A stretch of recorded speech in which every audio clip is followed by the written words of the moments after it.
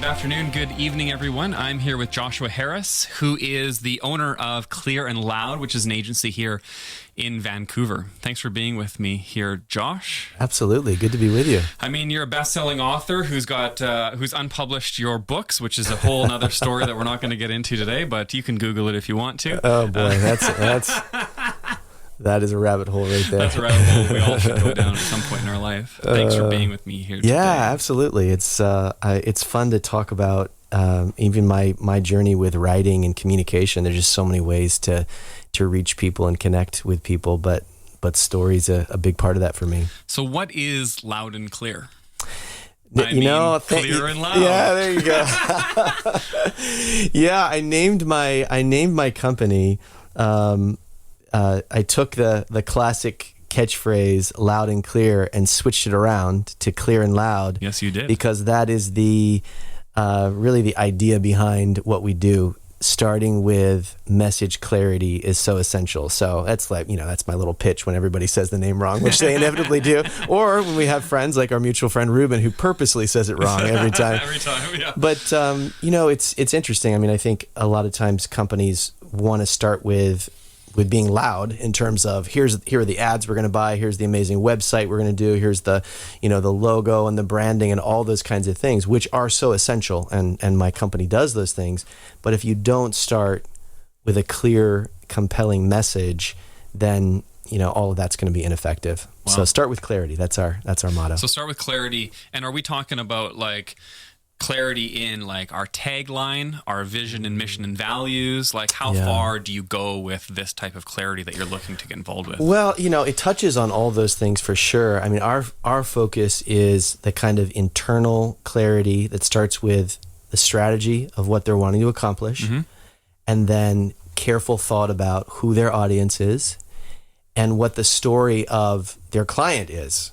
To be clear about how their company or their organization or product, whatever it might be, is helping the client succeed in their journey and their experience. So that sounds so simple, right?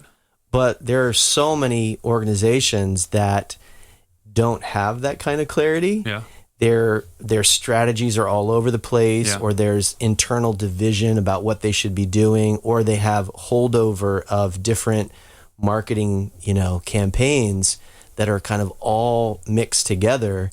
And so when you come to, for us, it's often a website that we're working on. You come to their website, all of that confusion or the lack of work in getting to clarity in terms of what you actually want your customer to do on your website, all of that comes through in a way that creates dissonance, which creates that slight hesitation or that just kind of feeling of, well, what exactly, what's going on here? Right. And that's when you lose people. And so, so the clarity does touch on things like mission, but for us, we're really focused on what's your strategy, who are you trying to reach, and are you simply stating what you do?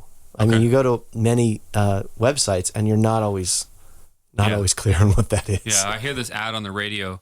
I listen to the radio, talk radio when I drive, and there's this radio ad that I hear all the time, and I'm pretty sure it's for air conditioning. But I'm not totally sure because they name like we are this brand, and they kind of say some things, and I think they're getting to air conditioning, but I cannot believe that I'm not 100% sure after listening Isn't to that incredible? 15 or 30 seconds. And how much money they're spending to give you that when you're unclear. Well, I sometimes have a little bit of a gripe with the mission and values piece of things. I think it's so important, especially for owners of companies and for teams to have that internal, understanding of mission and so on. But a lot of times when that becomes the kind of messaging that they try to put on their website, it starts to be so generic. It's the kinds of statements that almost anyone can say, and they miss communicating. This is what we do uniquely well. Right. This is the change that happens in you if you use our product. And here's how you access that. You try to be all hoity-toity, if you will, and like talk about this amazing vision and all those types of things, and that really is not necessarily what your client needs to hear. They don't even care. Exactly. So when we're forming some type of communication piece, whatever it is, you know, Right. let maybe just for simplicity, let's say it's going to be a social media campaign. What are a couple things that you commonly see out there that are just done poorly? Where do you say where it gets you? You know, it turns your stomach. You're like, what are they doing? Well, you know, it sort of ties back into what you were saying about people not really caring about your big mission statement.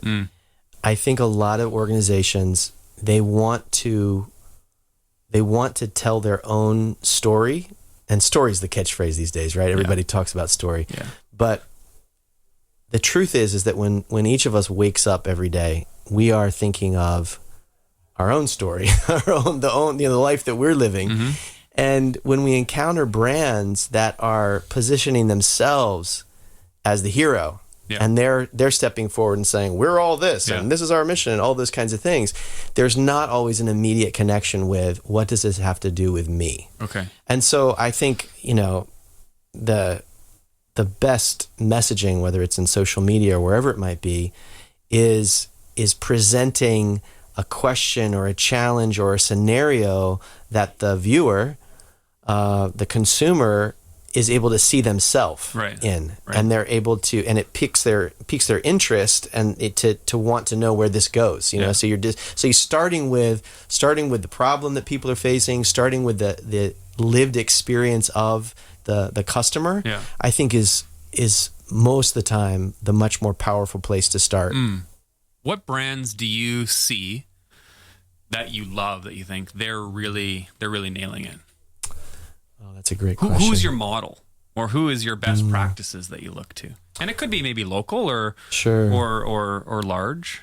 You know, hopefully you don't say like Apple or something that generic. I'd like you to be a little more interesting than that. But you know, my friend Amanda owns Monday Creative here in Vancouver, and I think her messaging is so effective. They're an agency? They're an agency here in Vancouver.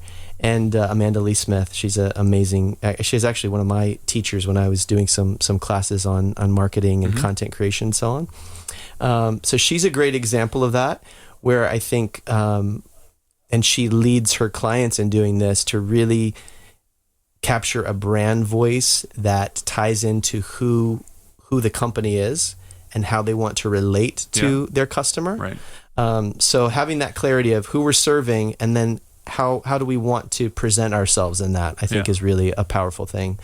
But yeah, that's one that I immediately think of. Do you look at other marketing agencies' websites and question their ability to communicate due to the fact that they haven't communicated very well?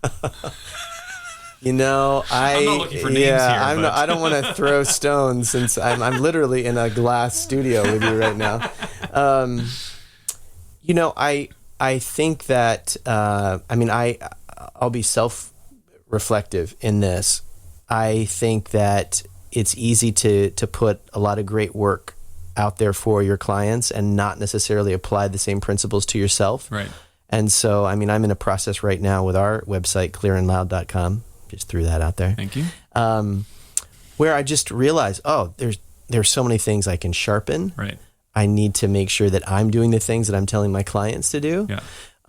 I think that in the design agency world, there can be a tendency to want to be so cool, so impressive, that sometimes, and again, there's a fine balance, because depending on your industry, the image and brand feel can be more important than the message clarity. But I'm a stickler for clarity. It's like, be cool, but before you're clever, before you're cool, before you do all those other things, make sure that you're really clearly communicating how you're solving the problem of your client.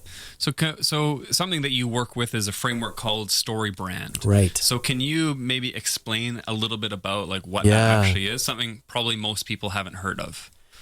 StoryBrand was started by my good friend Donald Miller, who is a really talented writer, communicator, and wrote one of his best-selling books. He has many best-selling books, but one of his best-selling books was about his own experience of having a book turned into a film. And that experience brought him into kind of the classic story frameworks, the hero's journey and all those types of things. Yeah. And he realized that his life didn't make that great of a movie. So it was sort of the book was kind of this realization of, I want to tell a great story with my life. And he had thousands of people come to his conferences, and it was more of a kind of personal self-improvement kind of message, which is quite powerful. Along the way, he realized, oh my goodness, this story framework is actually so important for business. And so he created StoryBrand, which is a marketing framework, which is all about clarity. It's really the most important tool that I use in my agency and I use consistently with my clients. Of course, there are lots of different ways to get at the same kind of questions. Yeah. But what's so brilliant about StoryBrand and what Don really did was that he created a framework that business owners can understand. Right. A lot of times you go to an agency and they're kind of like, don't look behind the curtain here. We have this secret sauce back here. Formula. This formula. And StoryBrand takes that all away and just makes it simple. Right. It's like, here's how it's a 7-part framework, and you can buy, building a StoryBrand on Amazon for, $20 or whatever. And it unpacks all of this. Don hosts workshops that thousands of people have attended. But the brilliance behind it is it makes sense. Anybody can grasp the concept, and it's basically walking people through the elements of story so that you clarify how you should communicate. So what are a couple elements of story? Yeah, well, it's some of the things that we're talking about. It's starting with an understanding of who the character is. Who is your client, and what is it that they really want? What is the problem that they're encountering? Can we just clarify when you say who is the client? Are you talking about who is like your client, or who is the customer of the person you're representing? Yeah, that's a great point to clarify. So if I'm working with, for example, one of my clients is a real estate brokerage. When I'm walking him through the StoryBrand framework, I'm helping him think about who his customer is. Yeah. And I'm helping him to understand that customer needs to be the hero of the story. Right. And we need to think carefully about what that customer is wanting, hoping for, and wanting to solve in relationship to the product that he's offering. Yeah. So it's that kind of detailed work of really thinking through what is the lived experience of that customer? What are the problems that they're encountering? What are the issues that are tripping them up? And then how do we position ourselves? And this is really the huge insight of StoryBrand. And that is the company needs to position itself not as the hero of the story, but as a guide. Right. Right. So in your experience in working with different companies and different brands, has maybe the owner or whoever you're dealing with seen value in story before coming to you? Or are they just kind of like, I'm struggling, I need help, hopefully this guy can help me, and it happens that you are an expert in telling stories? Yeah, I think people start from a lot of different places. StoryBrand, the kind of the company and the messaging framework is quite popular in the States. They have a huge podcast. Yeah. And you are American, we should clarify. I'm originally from America. Thank you, Canada, for letting me in. You're welcome. I really At any appreciate moment, it. you might be sent home. So there are a lot of people that understand that framework and they want help applying it. So that sometimes is the kind of customer that I get. There's another type of customer that is just aware of the kind of the category of story being powerful, and they're frustrated because what a lot of people experience is they have a project they need to accomplish. They have a website they need to build. Obviously websites are often so tied to whatever endeavor we're doing. Yeah. And they go to some web development company, some team, and they say, all right, let's build a website. And the company looks at them and says, great, give us the content. Yes. Or what do you want to say on this page? I have been in that exact situation.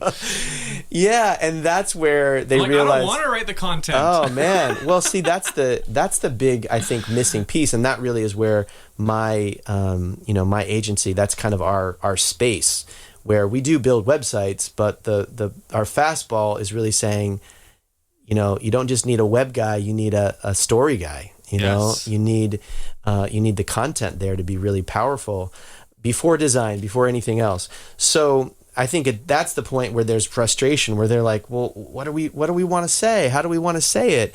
And they know that story captures attention. Story sticks with us. Story draws us in. And that's where they start searching for story-driven content. And that's what we do. I just want to pause for a second. As an entrepreneur, this is a massive challenge that I've seen. Is I have a website built, and 100% of the time they're like, "What's the content?" And I'm like, "But that is so difficult. I'm not a writer, and I'm not a content creator when it comes to this, nor am I a designer. So great that you help me with the design, and great that you understand how to create this tool. But I'm like, well, what am I actually going to say? Like, that's really, I think you've nailed something for me here. I think this is really good, and I think that's so helpful. Well, to the it's so huge, because maybe we know how to run a business, but we may not know how to effectively communicate that message. Well, and the thing is that when you're close to your product and your company, you have so much insider language. There are so many assumptions that you make about people's knowledge because you see the whole picture. You understand what you do, but that person that is just being introduced to your company, they don't know all those things. They don't understand. And so it's not just content. Anybody can just throw words on a page, but it's strategic content. It's organizing the content in a way that they want to keep reading. It's making sure that you're not sharing too much. It's having a plan that engages and then pushes them, compels them to the action that you actually want them to take. And it's amazing how so often websites are built that don't take all those things into consideration. And so, our firm, we do charge more for websites, but we're adding this whole extra piece of the content, which apart from that, you're kind of wasting money. Yeah, I agree. So, but it's, can we come back to social media for a second? Because I've been thinking a lot about this, and I just think it's such a fascinating thing, the way that TikTok is exploding. Apart from all issues of privacy and whether or not it's going to be shut down in the United States or any of those kinds of things. But I just think, I think this is so fascinating because what I see the difference being between TikTok and even Instagram, which has so much dominance, but what's so engaging about TikTok is that I think it's more story based. Than the Instagram story. Well, than Instagram in general. Okay. In other words, in Instagram, you post a photo, and it, depending on what you write about it, it may or may not have a story behind it. But TikTok, by its very nature, if you will, has this idea of starting with something and having an arc. There's some kind of arc because there's a song that you're dancing to. There's some more of a skit-based kind of culture around it. There's also this idea of interacting with other people's stories. There are, in a sense, video memes that other people are duplicating, so you're seeing other people do the same content and so on. Their interpretation of it.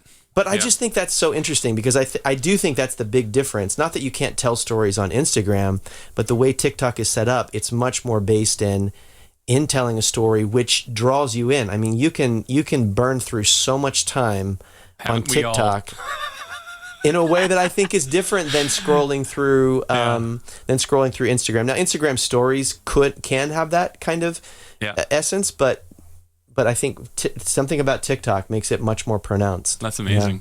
So I want to end with one question. I'm a young student. I'm coming out of school. I want to get into marketing, and I want to learn to create good copy, to create engaging stories.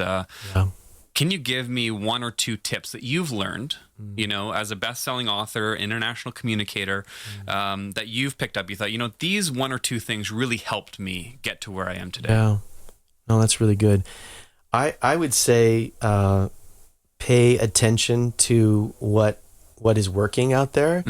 Take notes on it. In other words, dig into even something as simple as why does this person's social media draw me in? Right. And not just to kind of bookmark something and say, oh, that's effective, but I know as a writer, there are times where I would find writers that I just thought were brilliant, and I would type up pages of which is a common practice, among people. Really, you would write out. I would type up something that they'd written because it would actually give me this experience of the kind of flow and cadence of really? Wow.